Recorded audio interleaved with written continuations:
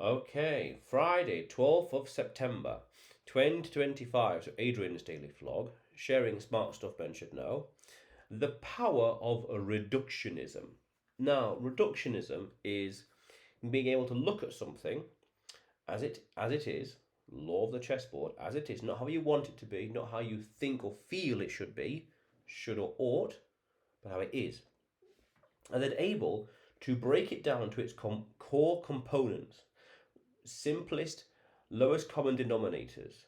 This book, it's a spine with pages and ink and probably some fabric here and different layers of different thickness of cardboard on the cover and some pictures as well else and whatever else and ink and squiggles that form letters, being reductionist to what it is. Now, I generally think that the more you can be reductionist, to look at things as they are and break it down, to analyze it in detail, the more you can develop your reasoning skills and the more you can arguably red pill yourself, the more you can look through and see through and filter out the clutter, the emotions, the morality, whatever else, and seeing the logic, the physics, the reality. There's no loopholes in reality. And seeing reality as it is very important because you're not getting emotions mixed with mechanics.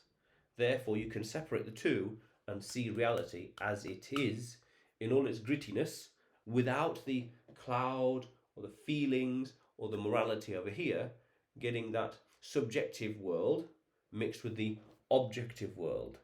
That's the easier you can separate the two, the better you can view and easier you can view reality. Very powerful, very important. So developing that ability to see things as they are, useful, power reductionism. And increasing your understanding of the world as you don't see it just as a whole, but also able to break it down to the first principles, then you can reason from there.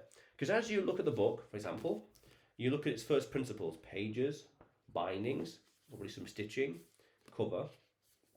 As you can see the first principles of things, you can then use that as the bedrock, the foundation, a foundation of stone, in order to build upon your reasoning, your understanding, your logic, your logistics, your business, your you name it. If you can look at things as they are and reduce it down to its first principles, you can then use those absolute core first principles as the building blocks, the cornerstone for something else.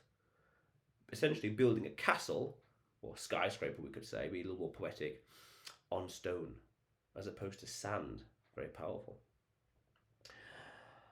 And the more you practice this ability, the easier it'll be to find the more first principles and be reductionist of other things as well.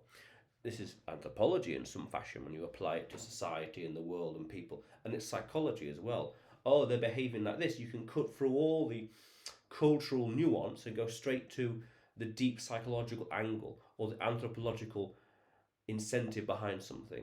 You can cut straight to it and get to reality. Again, reality in a sense of humans, getting away from the murkiness of culture and going straight to it.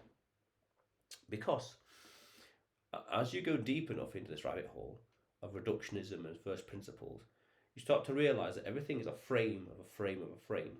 In the same context of coding, object orientation, the original code has layers upon layers upon layers which determine other specific technical things over here and over there. In the same way, upstream, going upstream in the river, you realize that the things that happen way up there, far upstream by the source, affect everything else downstream, and everything halfway up there affects everything else downstream as well, but it doesn't affect things upstream, but only things downstream. So as you peel away these layers of reality by being reductionist and separating emotions from mechanics, emotions and morality from mechanics, you can then get to the basis of reality, going further upstream in this epistemic shedding. Powerful stuff. And then you can go deeper to say, well, that increases your epistemic contrast, as in you know things and things are possible. What's sustainable in your life is not possible, not sustainable elsewhere. How you view things and how you perform, how you glide through reality, or other people would struggle, let's say, to keep it very simple, lacking better words. if you understand things, the first principles of physics, for example, you can make fewer mistakes with regards to reality again, whereas other people who don't know these first principles are going to be making too many critical errors, and that's going to slow them down. In the case of world and reality and thermodynamics and entropy, whatever else, that's very powerful. Very powerful in a sense of this is reality. And the further upstream you go, the map and the territory break and fall apart. Meaning your map, your understanding of the world, your mental model breaks as you understand the territory, the land, better as it is, not how you think it is. The map versus reality, the territory. Wow. And that's dangerous. It's so powerful, it's dangerous in a sense of you might go crazy, for example, because you're separating reality so much. You're almost shedding too many layers, too much epistemic shedding. You might go crazy from it because you realize that, oh, that's fake. This is a fallacy. That's redundant. This is pointless. That's pointless. This is stupid. This is irrelevant. Almost the fact where you could say you lose your humanity, and in a poetic way you lose your soul.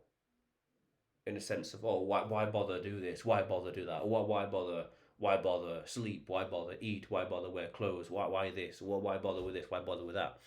And at that point, because essentially the logic points to it, and the maths will point to it. Follow the maths, follow the logic, follow the incentives. At that point, I think you've got to step away, step back. You could say being too reductionist, very on point, very sharp, very logical, powerful, good, but it's excessive. Because then you might, as I said earlier, lose your humanity, lose your soul. It's beyond powerful, as I said, it's dangerous. Very powerful. It's almost like too many red pills, too much red pilling of reality, too much shedding. Unless you can handle it. Interesting. And that goes into the video I talked about before with the phoenix. You get rid of all these pillars of reality. You crash and burn. But how far down into the depths of reality you crash, as you shed away more falsehoods. Well, that depth will depend on how many falsehoods you shed away. And then you either become a husk of your former self, or you rise up and exceed your former self and become something completely new, and leaving your former self behind in the dust. That's the phoenix for you. To use a mythical analogy. Very powerful. Dangerous. Very dangerous, but very, very powerful. Very, very powerful. Few would be able to handle that. Few would be able to handle it. No. Few would be able to even get to that stage, that level of shedding, and even fewer would be able to handle it. Powerful stuff. Dangerous, but powerful stuff. Yeah. But otherwise, Adrian's daily vlog, sharing smart stuff mentioned now. Subscribe for more, and you will see me tomorrow.